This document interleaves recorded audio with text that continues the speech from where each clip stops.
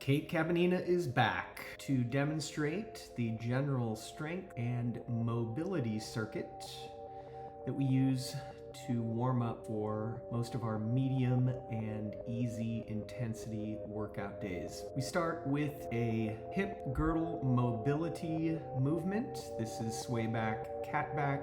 If you are into yoga, you're familiar with this movement. Hinging at the hips, trying to drop the belly to the ground and then raise our spine up high to the sky. We'll transition from there into an abductor lateral leg raise, working on our hip strength and glute strength, keeping our feet parallel, moving the leg laterally up and down.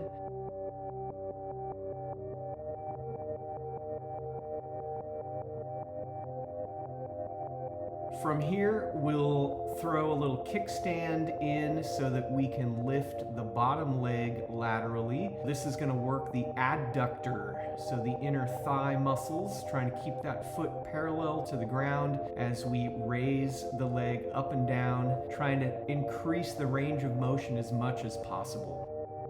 Now we're into scorpions. The key here is to keep the core tight, squeeze that belly button into the spine, keep those shoulders level, and then move the lever by activating the glute. This is going to be a glute isolation exercise, keeping our torso tight, not twisting in the midsection, keeping those shoulders level. You don't want to dip in order to manufacture the leg lift. You want to isolate the glute to lift that leg.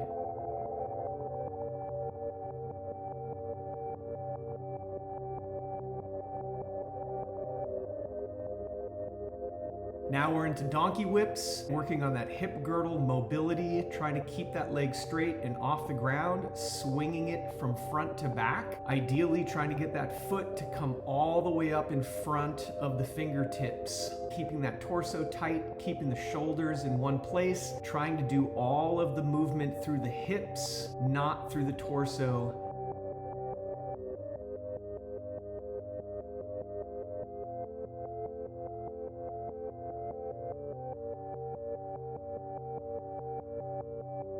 And now we'll transition to a hydrant, which is a lateral movement using the glute and the hip muscle, trying not to twist the torso, not dipping the shoulders, doing all the work with that hip and glute muscle, working on range of motion, trying to get that knee up high, keep that knee up above the toe. We don't want to see the heel or the foot come up higher than the knee. We want to do all the work with the hip and the glute.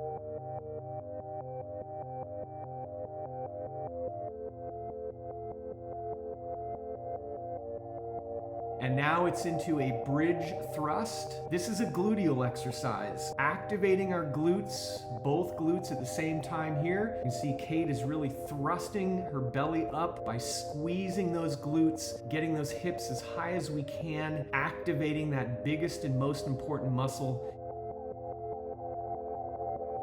Now we're going to do a single leg bridge thrust, and the work is being done by the leg that's on the ground. So in this case, it's the left gluteal that's contracting. The right leg is just up and out of the way.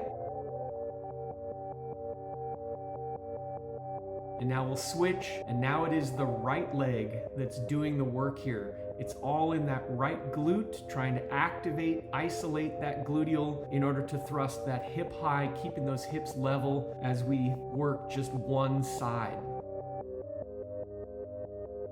Now we're going to do what's called a bridge thrust march. So we're alternating the activation here. The leg that's driving is the passive leg. The leg that's on the ground is the leg that's activated with that gluteal flexing to keep the hip girdle stable and raised up high. So as we drive the left knee, it's the right glute that's activated and vice versa.